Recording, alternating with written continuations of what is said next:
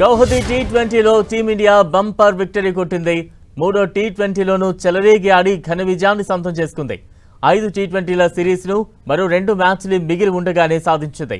గౌహతి వేదికగా జరిగిన మూడో టీ20 మ్యాచ్లో ముందుగా బ్యాటింగ్ చేసిన న్యూజిలాండ్ 153 పరుగులకే కట్టడి చేసింది భారత్. తర్వాత బ్యాటింగ్కు దిగిన భారత ఆటగాళ్లు చెలరేగి ఆడారు. ముఖ్యంగా అభిషేక్ శర్మ ఆకాశమే హద్దుగా వీరవిహారం చేశాడు. 14 బంతుల్లోనే అర్ధ సెంచరీ బాదాడు. ఇటు సూర్యకుమార్ యాదవ్ కూడా బౌండరీల లక్ష్యంగా బ్యాటింగ్ చేశాడు.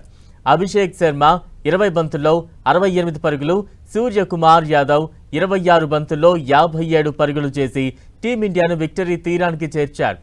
ఇక న్యూజిలాండ్ విధించిన 154 పరుగుల లక్ష్యాన్ని 10 ఓవర్లలోనే పూర్తి చేశారు. ఇక 3 టీ20 మ్యాచ్ల్లోనూ టీమిండియా విక్టరీ కొట్టి సిరీస్ను చేజిక్కించుకుంది.